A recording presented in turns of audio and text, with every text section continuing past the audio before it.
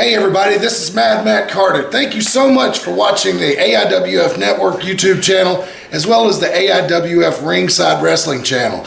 If you like what you see, please do us a big favor. Hit that like button, hit subscribe, and ring that bell to get notifications every time we post new videos on both our channels. It means a lot to us, and thanks a lot for watching once again.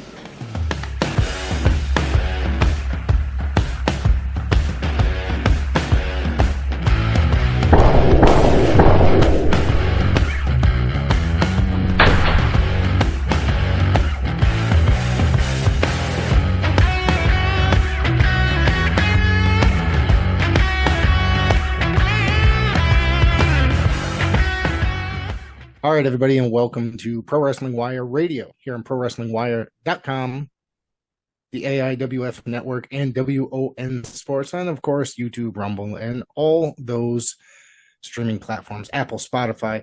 You can find us everywhere, every day of the week. So, this is Rick Del Santo. I am here with Sean Cruz here today. How are you, man? Man, I'm doing fantastic, Rick. How are you? I'm great. Now I'm very happy to have you here because you wrestle for a couple of different companies I'm very familiar with and that I watch on a semi-regular basis. So I'm glad to get to sit down and get to know you a little bit. Awesome. So let's talk about your beginnings. Let's start about your interest in professional wrestling. Talk about your interest in getting into professional wrestling. So I always start off because it's always interesting how people get into it. You know, I found mine by accident, but just by seeing Roddy Piper on the TV. So maybe you have a similar story or something that's completely unrelated. So how did you discover professional wrestling? Well, so first of all, you mentioned Roddy Piper. Man, greatest heel in the business in history, in my opinion. Nobody could get heat like that. As far as me, like I grew up watching wrestling. Like, you know, I was Hogan, Ultimate Warrior, Big Boss Man, you know, those type guys. Hillbilly Jim. Because I was born in 81. Yep.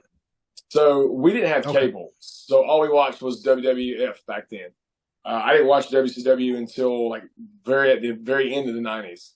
So NWO, Sting, which is funny because I grew up in Flair country, right? It was NWA country. So I watched wrestling growing up as a kid. Around about the time Undertaker came around, it was like kind of got out of it. Never had any aspirations, man. I was not an athletic kid. I was a small kid. I was a little nerd. I was like Harry Potter, like is seriously like it's the fact that people who grew up knowing me know that I do wrestling now is just, it blows their minds. So as far as getting into it, so when I was in high school, some buddies of mine started doing, you know, little backyard shows, whatever you want to call it. But like we would literally go and take furniture out of whoever's parents wouldn't let me home. We would take furniture out of the house and we put mattresses down. And we would do, you know, little shows and stuff. And then me and a buddy actually built a little makeshift ring in my backyard. And we put tires underneath it because we thought it was going to make it bounce. But that was stupid because it just made it even more solid. But we weren't trained. I mean, I know that's taboo to say or whatever. But like, yeah, we started out in the backyard, man. I mean, we weren't doing like light tubes and barbed wire and the crazy stuff. But we just loved wrestling and we loved the characters and performing. And then there was a local promoter. We actually used to get people to come out to my house and we'd hand out flyers and they'd come watch us for free and stuff. And we had a promoter come by and he was like, "Hey, you guys want to wrestle on our show?" And he didn't ask us if we were trained or anything like that. You know, we're 16, 17-year-old kids. And we're like, yeah, sure. Why not? Right. So me and a buddy of mine go out and wrestle on his show in front of 5 people. 3 of them we brought with us. Of course, we loved it. You know, it was the greatest thing to us ever. We wrestled a couple shows for this guy. We kind of thought, okay, we can do this on our own. So we got together with a couple other friends. We had a lot of hookups, found a guy who had a ring he let us use like for absolutely free.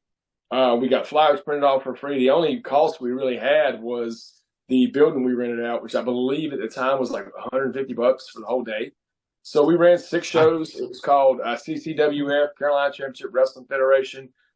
It was me, a guy by the name of Charlie Dreamer, who's no longer in the business, Dr. Love, who's also no longer in the business, and we had the Dawson brothers, which you may know who they are. They're still going heavy in the wrestling business. I believe they're AML Tag Champs right now, or they're feuding for the belts, one of the two. But yeah, so we just kind of did our own thing. We ran 6 shows. Never lost money. We drew like 200 people. And then we ran into a couple guys that didn't like the fact that we weren't trained, and there was a little bit of animosity there, and so we kind of just decided, all right, we're done. We don't want to ruffle no feathers. The fact that one guy moved to Marion, one guy moved to Charlotte. I was the only guy. It was in Clinton, North Carolina, by the way. That's where the shows were, and that's my hometown. And I was the only guy there. I couldn't do it all myself. So then a few years later, a guy named Tracy Gilbert, who's my best friend, the guy who trained me, the guy who taught me to be a man, quite honestly. He called me out of blue one day. I don't know where he got my number from. And he said, hey, I'm running these wrestling shows, and I know that was your territory, and I wanted, out of respect to you, to let you know I was coming in here. And, of course, I was like, I had no idea what he was talking about because I didn't know how the business worked. And he's like, yeah, you guys are welcome to come out and check out the show and this and that. And I was like, yeah, cool, man. So we went out, we loved it. We started hanging out with him a little bit, started going to training, and the rest is, I guess, history, man. That was back in 2001. We actually started running like official shows after we were trained. And I'll be 43 in July. So Youngin. Wow. So not that much, but so what was it like, getting in there, as opposed to just, backyarding it, and then here you are absolutely training legitimately. Was it anything that you expected? Was it, did you say, holy shit, this is way harder than I expected? Any of that stuff? Yeah. So funny thing with me, a couple of the guys, they kind of took to it, pretty quick. But dude, like I said, I was not athletic. I was a little dude. I was maybe 130 pounds when I first got into business. I mean, I'm not huge now. I'm around like 185, but I was little and I was terrified. Like I come up from a sheltered home. Like my mom, sheltered us. And so we didn't do any contact sports or nothing like that. And I couldn't even take a bump. Like I couldn't fall back. Like it just terrified me. So literally they had me cross my arms like this, grab me by my shirt and just pick me up and slam me over and over and over until I realized that, hey, I can fall back and it's not going to kill me. I will say this. The first time I hit my head, taking a bump, everything went black. And I was like, wow, this is crazy. And then, of course, you get chopped for the first time. That was fun. Just all of it, man. It was hard, especially not coming from a physical background. But I fell in love with it so quick. It was so much fun to me. And honestly, it was a chance to hang out with the boys. Like I didn't have many friends. Like I said, I was a little nerdy kid, man. I didn't have many friends growing up. And when, these guys are hanging out, we're doing these wrestling shows and training and stuff. And we're hanging out outside of the training as well. You kind of get that brotherhood. And that's honestly what attracted me to it. That's why I started doing it. And then, 2, 3, 4 years into it, I was like, I actually really like this, and people like to see me perform. So I was like, hey, maybe this is something for me, Wouldn't you say professional wrestling is very special in that fraternal type of a way? I mean, I know that I do this show here, and I work commentary for several different organizations, and every time the shows get together, beforehand, setting up for, I help out with the production value of it, the microphones and all that stuff. It's just, you get to hang around with a lot of the guys, and it's kind of, I guess, a weekly, monthly, whatever, bi-weekly thing that it's a cool thing just to hang out with the buddies and then go out there and do this performance art, I guess you can call it. It is, man. It's funny because I believe it was Terry Funk on the Beyond the Mat documentary that said, the better friends you are, the harder you hit each other, the more money you make. So me personally, the guys that I do consider friends and brothers, and I'm going to put that out there too. It might be, not the right thing to say, but everybody in this business is not your friend or your brother. Just because it's a brotherhood, there's cliques, there's guys that will shake your hand and, oh, brother this, and behind your back, they are burying you left and right. It's a fact. I've learned it over the years. You kind of learn how to navigate it, who to trust, who not to trust. But as far as the actual brothers in this business, man, professional wrestling has given me so much. It's given me brotherhood. It's given me a family.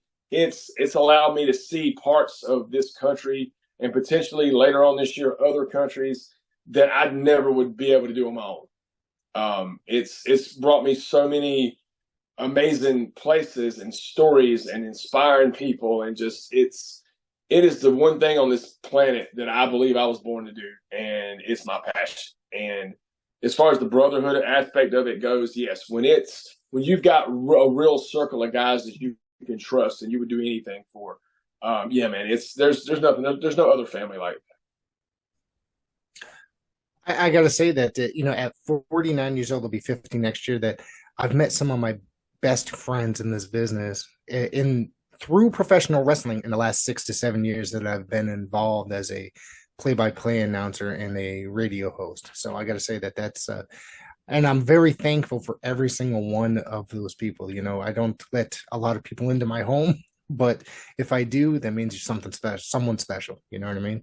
that. Absolutely, same here. Yeah, I'm a very social person. Like, that's what really got me into wrestling. It kind of got me out of my shell because I was very shy as a kid. Wrestling really taught me how to, like, talk with the boys, the locker room talk, how we rip on each other and all that stuff. You've got to have thick skin to survive in this business.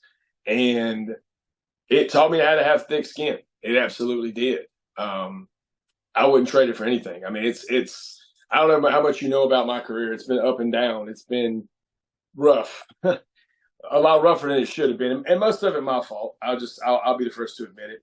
And there's some bridges that I'm still trying to mend, and there's some that are probably burnt forever. And it is what it is. And I'm at the point now in my life and my career where I'm just trying to give back, man. Like, I'm 43 years old soon. I'm not getting a contract. I'm not, going to end up on TV. I get that, but if I can go out and perform and, help the younger generation do what I can. And not only that, man, but the main reason I do this is because wrestling to me is an escape. It's not for me personally, but for the people watching it. Because, I mean, let's be honest, the world's not a great place. There's a lot of bad stuff in this world. And, if I can make you forget for, the 2 hours you're at that show and I'm in the ring for that 5 to 15 minutes, whatever it is, and I can suspend that belief and make you either love me or hate me, cheer, boo, just forget about your problems, just for that little bit of time, then I've done my job. Yeah, absolutely. I got to tell you that it is an escape, and I love sitting behind a table similar to this for that 2 to 3 hours. And when I'm done, I bring my youngest child to every show with me, because one of the things that I do is that I want to show him that his dad does something outside of just sitting at a desk working. I was involved in community radio and stuff like that, but I'm involved in professional wrestling. I think that's a lot cooler than sitting at a desk working for some big office every day. So I try to show him things like that, and he gets to meet the boys and hang out, and it's a lot of fun to show him stuff like that. I think so. Professional wrestling, like I said, it's a bonding thing between me and my child. Oh, absolutely. And same here. I got a daughter who just turned 10, and like I said, she grew up in the business with me. Like, she goes to all the shows with us. Matter of fact, we did one at School of Morton in Chuckey, Tennessee. Shout out to School of Morton. That's my home away from home. We did a battle royal, and the winner, well, I'm sorry, it was as a scramble match. There was like 8 of us in there, and it was for the best dad. So we got a bunch of the dads that were on the roster, put them in the match for Father's Day, and the winner got a World's Greatest Dad title. And so I ended up winning the match, and so we shoot it for TV. And when I was doing my interview, I was able to call her up there and basically say that she's the reason why I'm the world's greatest dad, and it made her day, man. Like, she loves it. So you mentioned School of Morton.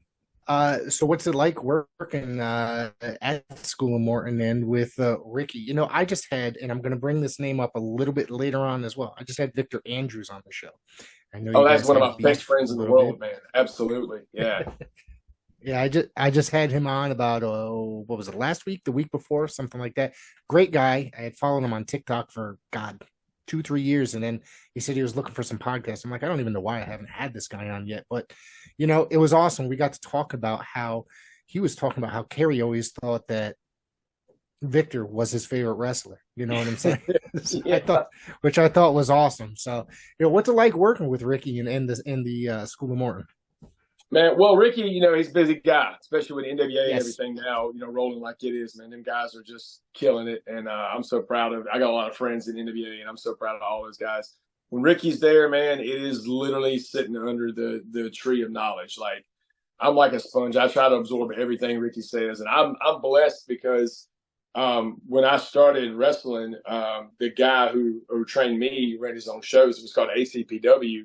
And at the time, we were the number 2 company in the whole state underneath CWF, which has produced a lot of guys like what's his name, Trevor Lee, which was Cameron Grimes, No Way Jose. Like CWF produced a lot of those guys.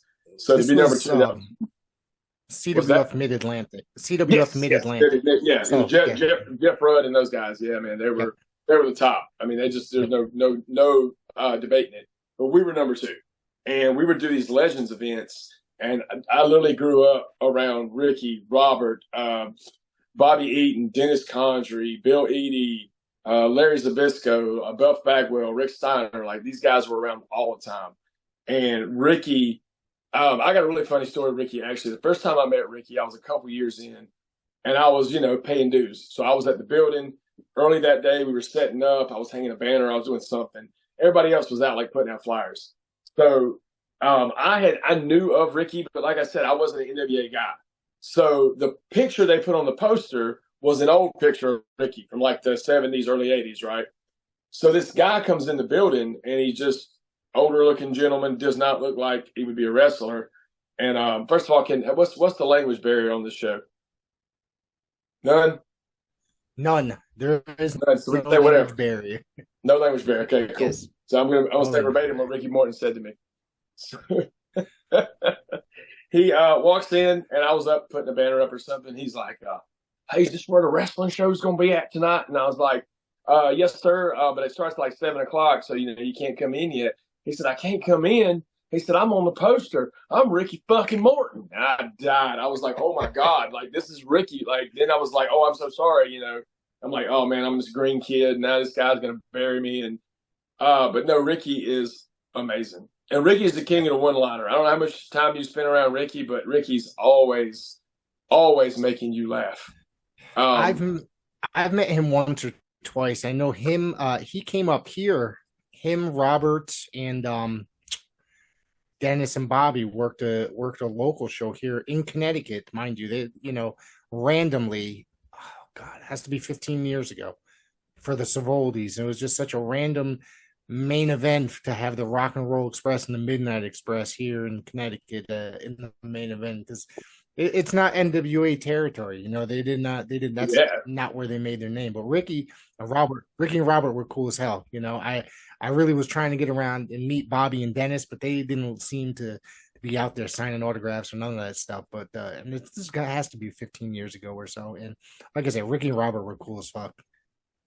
Well, you got to remember too. I mean, Dennis and Bobby are old school. So like back in the day when they were, running strong, the Hills didn't sign autographs. Like they were the bad guys. Like that's how they kept it, believable. Yeah.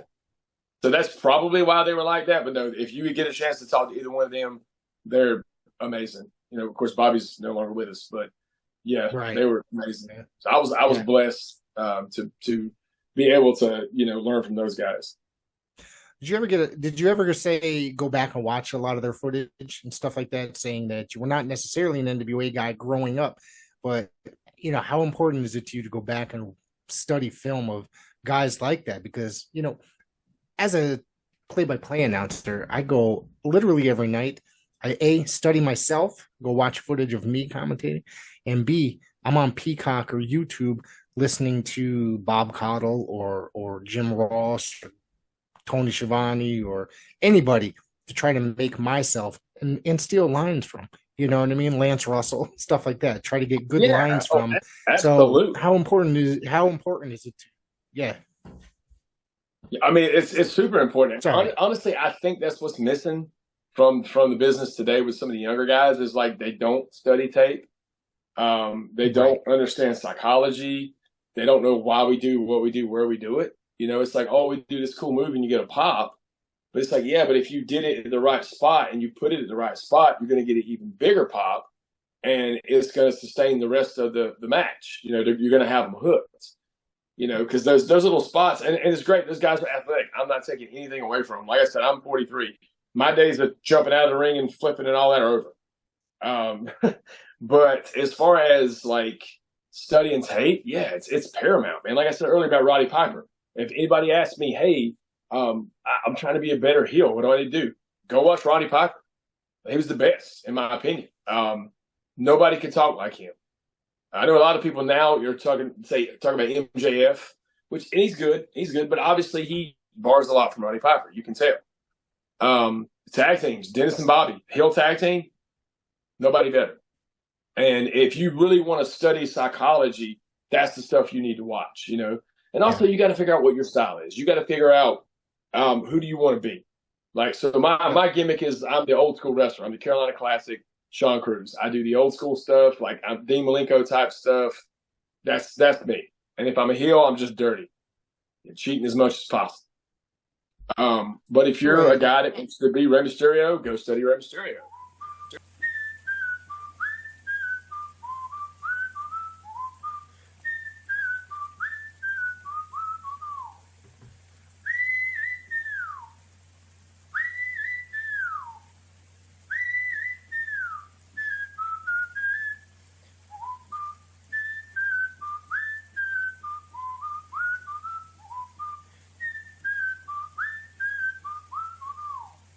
Hey, Paul, I'm hungry.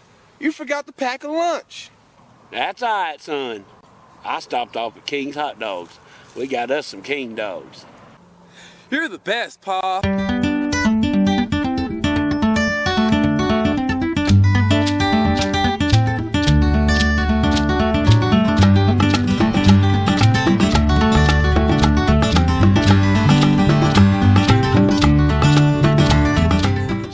Good hot dog.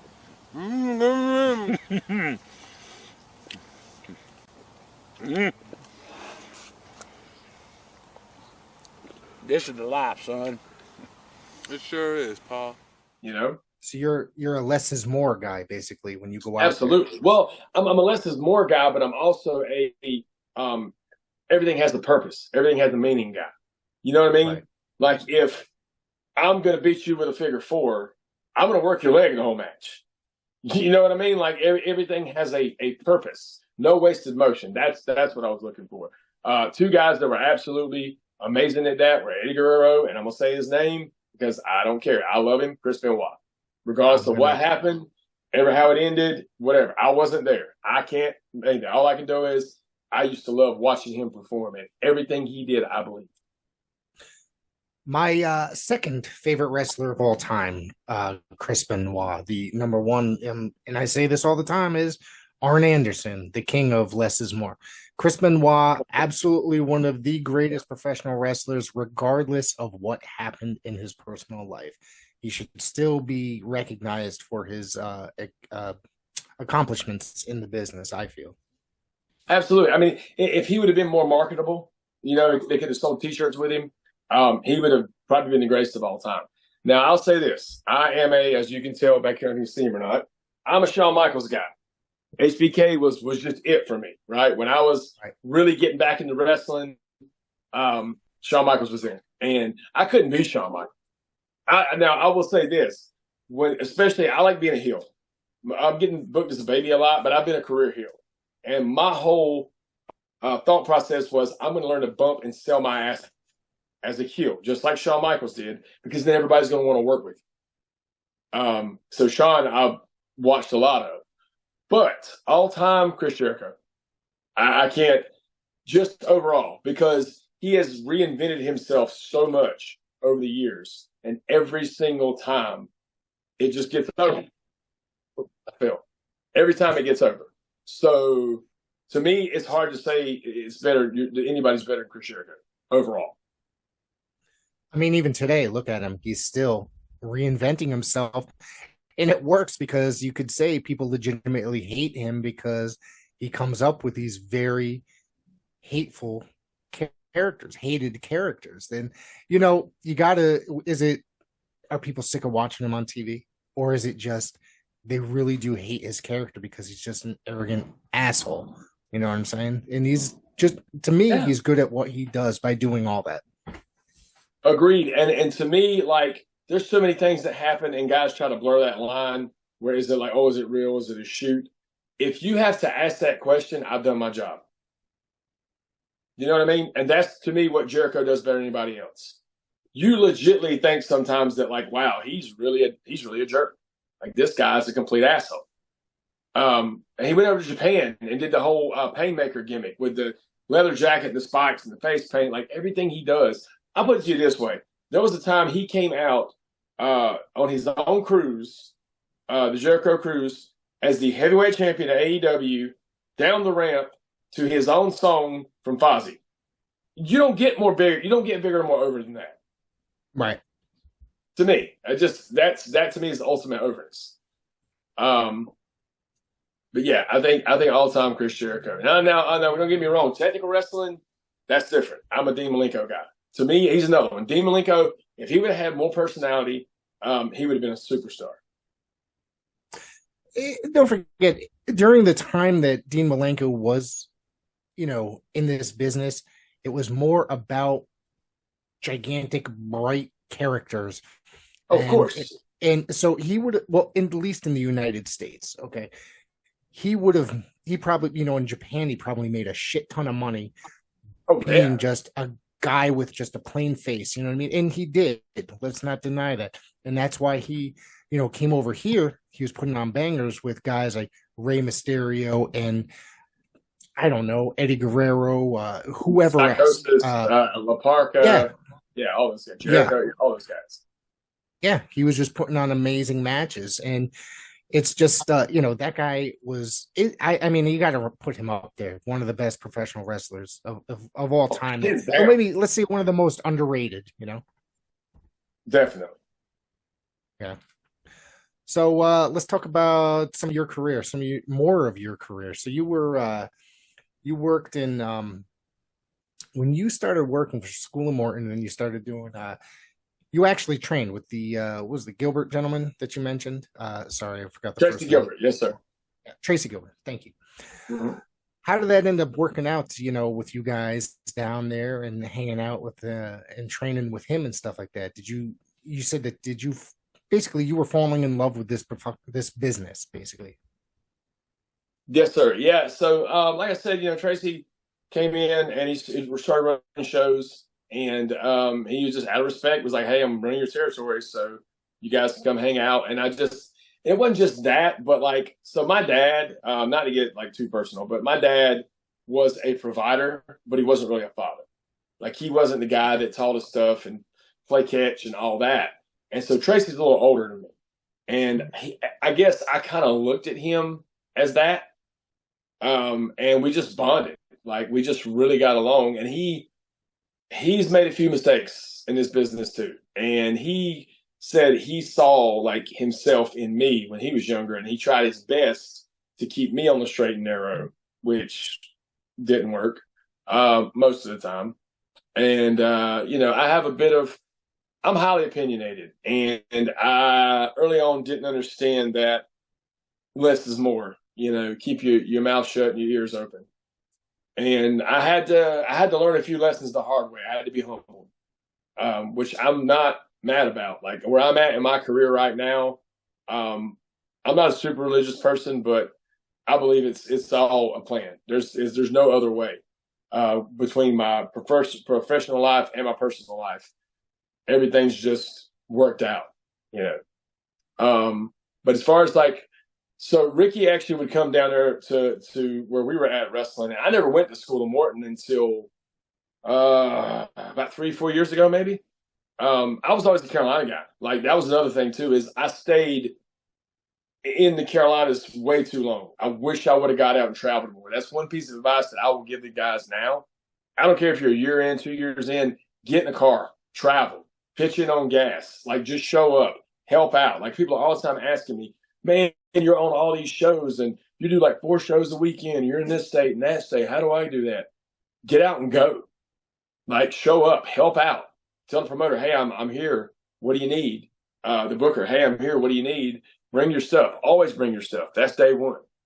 And that way, if they're like, hey, we need a guy, there you go. Boom, now you got a spot. And don't be afraid to get yourself out there and not necessarily, I mean, you can work for free if you want to the first time. I've done that plenty of times. Like, hey, I'll show you what I got. If it's something that, you think works for you and fits into your company, is good for your business, you want me to come back, we'll talk money.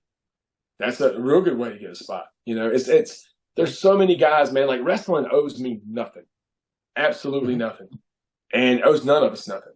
But there's so many guys out there right now in these locker rooms, man, and they just think they walk on water, bro. They just think that, oh, wrestling owes me this, and I need to get such and such money, and I've only been in the business for 2 years. Are you kidding me?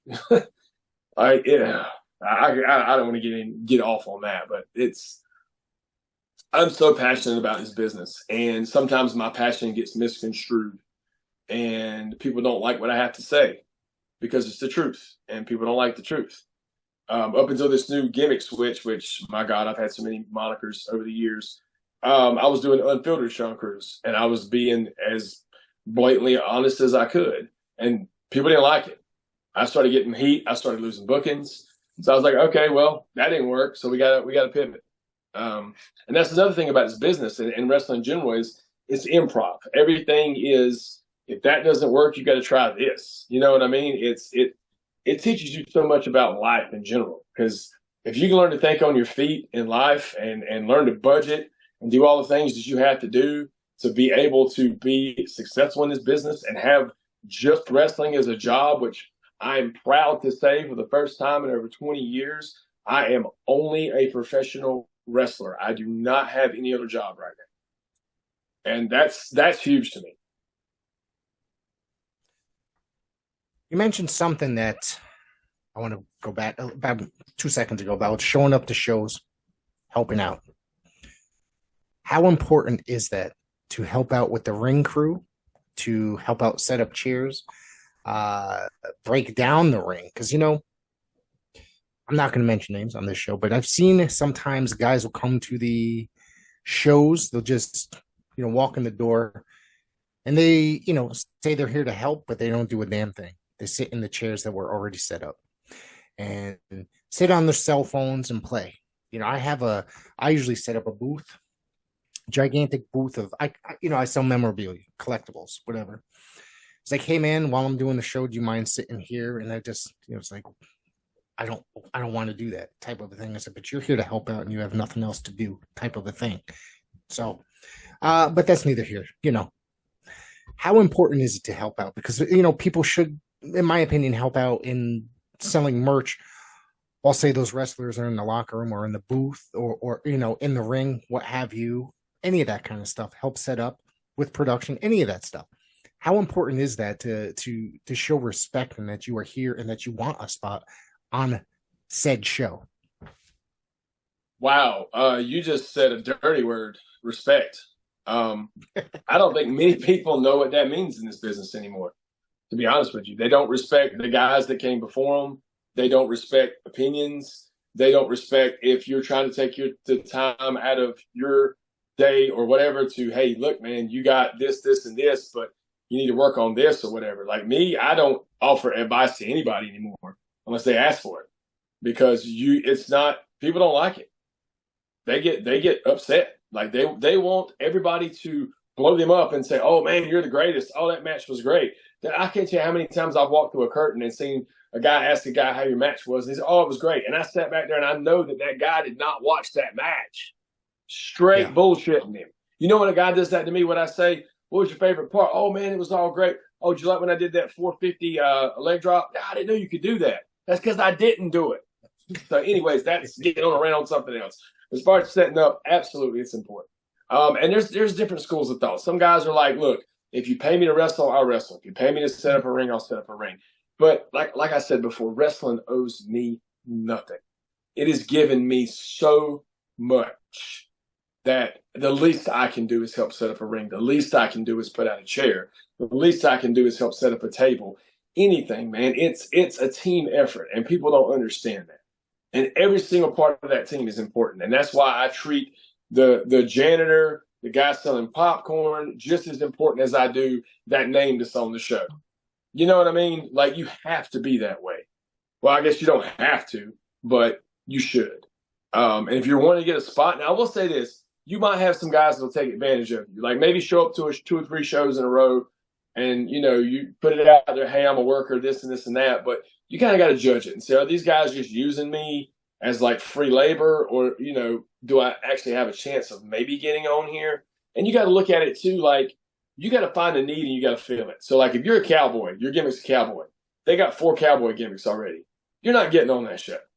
I mean, you might, but the chances of it is slim. But to me, it's respect. That's why we do what we do. It's people say, oh, you pay your dues. To me, you never stop paying your dues. You know what I mean? Like, I've seen names, name referees sweeping the mat out before the show. I've seen guys carrying chairs. George South. I don't know if you're familiar. I'm sure you're familiar with George. I don't know if you know George that well. I don't know him personally, but I know that he is still going at it. I do. You can't see it out of view, but I do have an autographed picture hanging up in this room of George South. I got, and one of these days I'd love to meet him. Hopefully next time I come down to North Carolina. You know what? Let me know when you're going to be here, and I will try to arrange that person. George is incredible. He's another one of those guys too that I think is misunderstood because George doesn't hold his tongue. George believes that things are the way they're supposed to. There's only one way they're supposed to be. And George helps take down rings and puts them up. George works harder than anybody I know. He does benefit shows at youth camps, Bible camps. Like, he's always going. He's made an absolute career at it. I mean, 40 plus years, I think. I'm not even sure how long he's been working now. And he can still go. Like, he's not one of these guys that just shows up and signs a couple autographs because he can't walk anymore. George can still go. And I think it was 84 or 85. That's when he started in the business. So, roughly 40 years. Yeah. Yeah. And if George can still get out there and help out with rings and chairs and all that, guess what, Greenhorn, that just got into business a year ago, you can do it too. A guy that's been in the business for 10 years, you can do it too. I can't tell you how many times I've been in a main event, got done to the back, either went out in my gear and just completely helped out with the ring or changed really quick. Also get into a show. Most of the time I show up, now when it's hot in the summertime, I don't go full dress shirt and pants and all that. But I do believe you should dress for the job you want, not the job you have. So when I say professional, I take it professional. I dress up. But I'll get out there in my dress shirt and dress shoes and help put a ring up. I've done it plenty of times. It's a mentality thing, man. It's the guys that do that kind of stuff, unless the new guys are trained by the guys that are doing that, they're just not doing it anymore. And the thing is nobody gets on them. Nobody holds them accountable. Like, you literally see posts about guys not helping out the ring, not doing promos, not doing this, and promoters complaining and bookers complaining, but they keep booking them. That's the part that blows my mind. It's like, if you got such a problem with this guy because he's not helping out, or he's not doing promos, or he's not doing what you asked him to do, he's not sharing posts, stop booking him. Maybe it'll teach him a lesson. I don't know. Let me ask you a question here. That you worked some for the NWA Edge, right? So do you know? Do you want to talk a little bit about working for the NWA before? This is 8 years before Billy Corgan completely stole the NWA from everybody from the territory system. So as we can say, I had a great talk about the Golden Boy Greg Anthony about the NWA at that time, probably late last year. So about how Billy kind of ruined the territory system and taking the NWA. Now he's trying to rebuild the territories, but it's neither here nor there. So talk about working the NWA Edge. Well, yeah, I don't know, man. The NWA Edge, it was my friend Jeremy Williams. He ran it, and I mean, to me, when I was there, it was just an indie. Like, it wasn't. Yeah. We never. I mean, we did have the NWA heavyweight title change hands at the time. I believe it was Damian Wayne that won it. It was a three-way with him, Lance Erickson, and Chance Prophet, I believe. So that was kind of cool. Okay. But I mean, I didn't, you know what I mean? Like I didn't treat it as anything different. I mean, we didn't get any like special treatment from it or anything. It was just adding on, almost like AIWF, you know, the way they have their own individual little companies, AIWF Mid-Atlantic, AIWF this. Yeah. It was literally what it was. I mean, it was nothing special. Like, I know you said you had Victor Andrews on here recently. Victor's done a lot in this business, man. He's done Raw, this, WrestleMania. I'm not that guy. Like the most I ever did was Ring of Honor. I was ringside. I was one of the guys that helped it out with the streamers a few years back when they were in like Concord or somewhere. So yeah, I don't know. I've never really gotten to that level. I've had opportunities and I've had to miss out on them because of personal things, but you know, that's the past and everything happens for a reason. But as far as the NWA Edge, I mean, honestly, like I don't remember a whole lot about it. Yeah, I wish I could be more help, but other than the fact that we had a tag title or a NWA heavyweight title match on there, which I know a lot of people at that time didn't really recognize it anyway as like the real NWA like it was back in the older days. So Secondhand Heroes and Home for Wayward Villains is a comic book shop and gaming store that also features Magic the Gathering and D&D. Located at 18184 Leesville Road in Evington, Virginia, Secondhand Heroes is your one-stop shop for you to get your nerd on. Open 7 days a week at 11 a.m. They don't close until the dice stop rolling. They buy, sell, trade, barter, and haggle. Specializing in collectible toys, both vintage and modern, comics, Magic the Gathering, video games, console, and arcade cabinets to play, all set to free play. Host your game night with us. Monday night D&D video game competitions, and so much more. Something for the collector and gamer in us all. Call 434-317-0121 or shoot us an email with any questions to secondhandheroesva@gmail.com. Note, secondhandheroesva@gmail.com. That's 2ND, handheroesva@gmail.com. Come game with us. The one thing with the NWA is I started watching NWA in the 1980s. I know you said that you didn't even get that down there or, you know, watch it and, you know, during your discovery of professional wrestling. But for me, once I discovered the NWA, it was over for me. That was my wrestling. You know what I mean? I watched everything literally that was on TV, but the NWA was my favorite. And it turned to one of those things that when it sunk in the early 90s, I continued to support whatever version of the NWA was still around, even though, because it was just those three letters in the history that got me, you know what I mean? And I still, even though I don't agree with a lot that happens on that television program today, I still watch it on a and I watch it every Tuesday, right? So, you know, I mean, I think there's some potential there. There's a lot of potential there. There's some really good, but I think that sometimes here, now, modern, there's a little bit too much goofiness that sometimes comes with it. I don't know what your opinion is. Like I said, I got a lot of friends that work for NWA, and I think it's awesome. I would love to be there. Obviously, I mean, you get that many eyes on you every week, as opposed to just doing, you know, the indie shows and having nothing like that. I will say, I know when it first started, it seemed like it was more like the old NWA with the whole studio based and the interviews and all that, but it seems like somewhere along the line that they realized that, look, we're going to have to do more to compete with what else is out there. So let me ask you this question, being an NWA guy and an old school guy. Do you think you liked it so much because back then it was believed to be like a sport, like real? Or was it the characters? Like, what was it about it that really drew you in?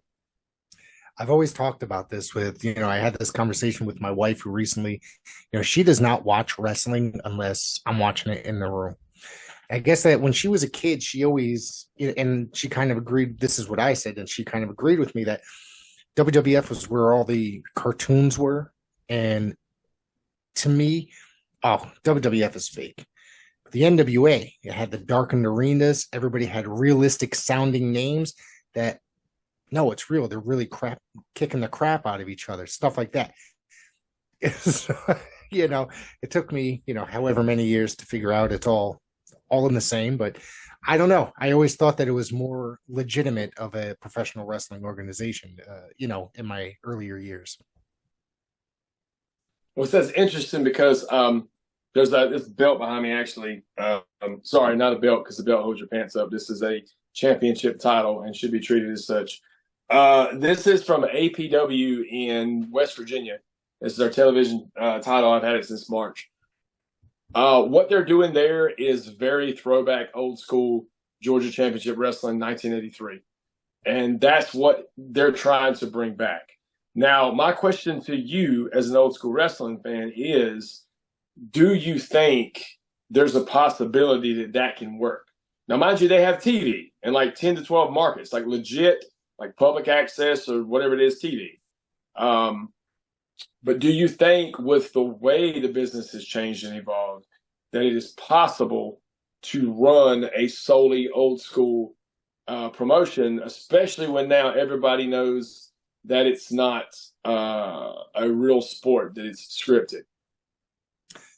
First, I want to say that I do watch the APW each and every week. I subscribe to their streaming Fantastic. network. Well, there you go. Yep. Also, their TV is on a channel based out of New York, in which two of the companies that I work for, Coliseum Pro Wrestling, Bay State Championship Wrestling, and this program is also on that channel out of New York. Wow. So I'm very familiar with it. So I haven't seen you before on their television. Really? Now, I need to talk to somebody then. So my thing with that is that it has a certain market. Okay. It has a certain market, provided it continues. And because I know a lot of old school fans, I hang around with a lot of people that just like that old school style wrestling. We talk about the old school style wrestling, and they are also fans. And I try to turn them on to say, hey, you'll like this. You know what I'm saying? So yes, sir. I think that there's definitely a certain market for old school style fans, that appreciate that particular style of professional wrestling. I'm definitely one of them. Okay. So what gets you to actually come to a wrestling event as a fan? Is it As the a fan? storyline? Is it the character? Is it the posters? Is it like what draws you? It's definitely not the post. It's definitely not the posters, because if you look at any poster today, they're so overly done. You know what I'm saying? I'm just a professional wrestling fan. I'm not going to go see a show that's going to have 5 or 6 death matches on it. I'm not going to go see a show where it's just high flying. I like my traditional professional wrestling, and I do, I am just a traditional fan. Sometimes it hurts me a lot in professional wrestling, in the industry, I guess you could say, because I'm not going to sit there and commentate behind an intergender match or something to that effect. So, or a hardcore match. I mean, I guess hardcore is a little bit different than, like, say, death matches. You know what I'm saying? So I literally just, if it's something just pulls me in, then it's got to be something. You know what I mean? It's usually like, am I familiar with these guys? I was not familiar with APW when I discovered about it. I saw that it was coming onto this television station.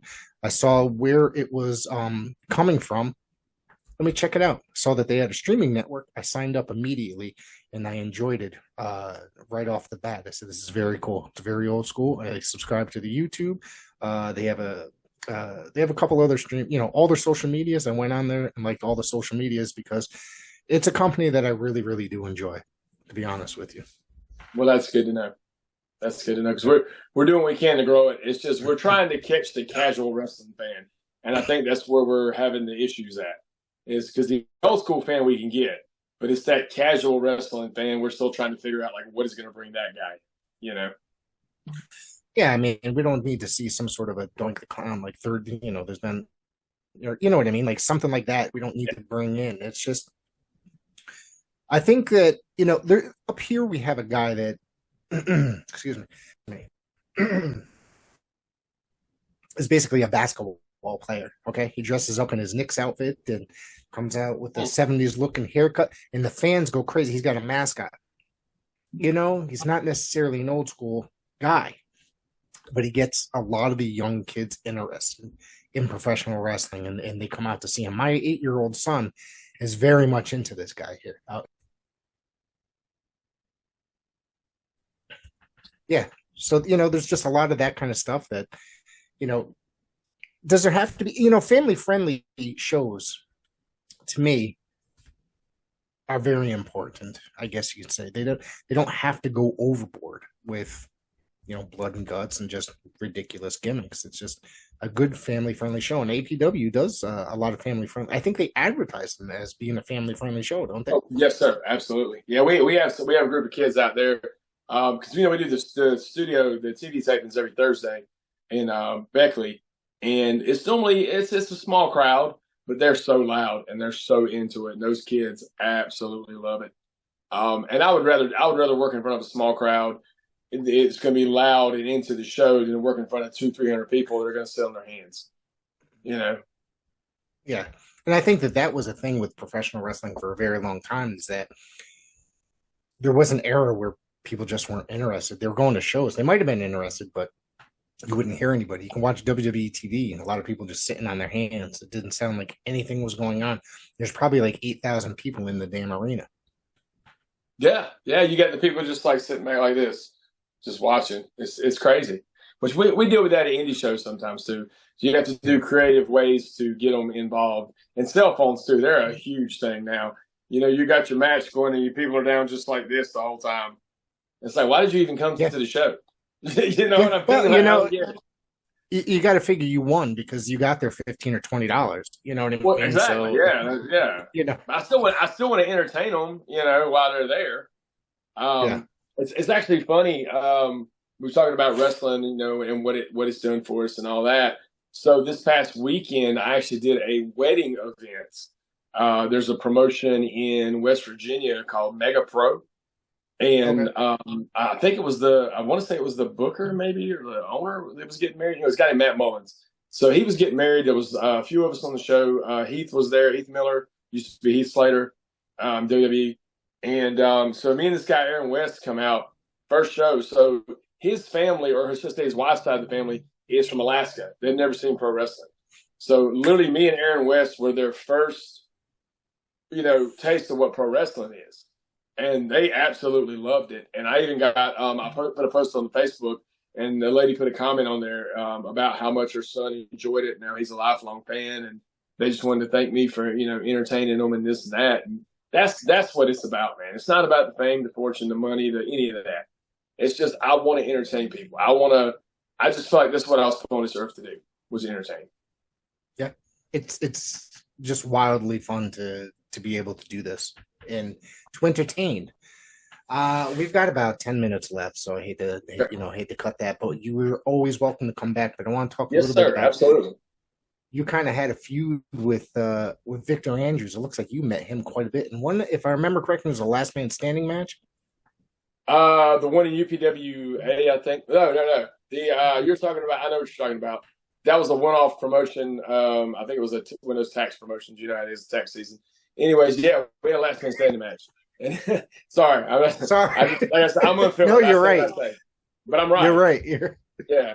But it was a very fun match. The referee was someone who should have never been in the building or in the ring in the first place. If you watch the match, I kind of lose it on him because he blew the finish like 3 times in a row. And me and Victor went out there and we worked our asses off. And I was so frustrated because of that. And I actually took him down, like double-legged him, and Victor had to pull me off of him. Wow. But yeah, we've had quite a few matches, and just a quick history. I mean, Victor, we absolutely hated each other for years, and there was no reason to. It was a lot of he said, she said stuff, and it literally got to the point we were gonna like fight. We were talking on Facebook about fighting each other, and I saw him at a show one day, and my table happened to be set up beside his. I walked up to him, I put my arms out, I was like, "Hey man, whatever it was, it ain't no more." And we hugged, and ever since then we've been super close. Like when I say he's a brother, he's a brother. Yeah. I found that match. Excuse me. When I typed your name into YouTube, and that match came up, and I was like, "Oh, I got to ask about this," especially considering I had Victor on a couple weeks back. I had to, he's quite the talented man, and I guess is he going for sexiest man in the world or sexiest man in the? I I mean, he's going for everything, man. That's why he used to be Mr. Everything. Now he's just Roosevelt. But yeah, Yes. he acts, he models, he does it all. Yeah. Now he's actually going overseas, man. He's going to Germany and England, and like that's awesome, bro. But if you really want to see probably the best match of my career, we did a 60-minute Ironman match. It's on YouTube. It's on my page and his. And it was in a building that was about 100 degrees. We did it like a couple months ago. No crowd, empty arena. And it was for a streaming service. It was for a streaming the Best Damn podcast, which he's a co-host on. And we beat the piss out of each other. Like, I mean, it was a lot of personal stuff. Like I said, he's a brother and he's been there for me. He knows what I've been through in my personal life and the doubts and the things that I've had. And he brought something out of me that I didn't think I had in me. And if you get a chance, watch that match. It's the thing I'm the most proud of in my entire wrestling career. I'm gonna have to go watch that when we get out of here. But let me tell you. Let's talk about anything that you got coming up. Why don't you share that with the listeners? So right quick, the shirt I'm wearing. This is the industry. This is my new stable. It's me. It's a female wrestler named Sam Street out of Virginia. You got Maya Ferrari, who's their valet/manager out of Tennessee, and then Sleazy Sean Carson, who trains at the School of Morton, who's also out of Tennessee. And, man, we've been together for maybe a month, and we've already been starting riots at shows, people trying to jump over the rails and throwing water on. It's like old school heat. Just last night at School of Morton, Maya had some girl grab her by the throat in the crowd. Like, she made her and that mad. So, like, we just really want to bring that to everybody's show. So, like, if you're watching this right now or you watch it later, hit me up. I want to bring the industry to your show. I want to entertain your crowd. I want to put your baby faces over. I want to make everybody money. Like that's what we're here for. It's a business. Outside of that, man, just riding the roads, bro. Like I just literally had 5 matches in 4 days from Thursday to Sunday. I go back on the road Thursday. I've got Thursday, Friday in West Virginia, and then potentially Saturday and Sunday in Virginia. And then every week it's like 4 or 5 shows in a row. By the end of June, I'm going to have 80 matches in this year already.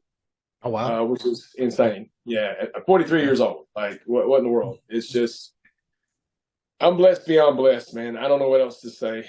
I'm just thankful for all the time I've got to spend in this business. All the people I've had a chance to talk to, work with, all the promoters, bookers, all the guys that have shared the ring with me, all the guys who hit me up on Facebook all the time and ask me for advice. Send me matches. Like I'm blessed, man. I don't know what else to say. Great. That's awesome. Why don't you point everybody to your social media so that they could find you and on here checking on the news on a regular basis? Absolutely. Yeah. So Facebook, Sean Cruz, Instagram is official Sean Cruz, X, Twitter, whatever you want to call it now. What was it? I can't even remember. Don't ask me. I don't know. Just type in Sean Cruz on there. You'll find me. TikTok, right. Sean Cruz. Yeah. YouTube, Sean Cruz Wrestling. I think I've got like over 100 matches on there now. I'm putting new ones up every day. Man, just follow the industry. Sean Carson, Sam Street, Maya Ferrari, School of Morton. Shout out to them. Shout out to APW. Man, just like I said, I'm thankful. I'm blessed. Thank you for letting me entertain you guys for over 20 years. Maybe I got 20 more years left. We'll see. So. Wow. I want to thank you for coming on and being a part of this today. And hopefully I had a fun time. So hopefully we can do this sometime down the road again. Yes, sir, Rick. Absolutely, man. It's been my honor. Thank you. Thank you.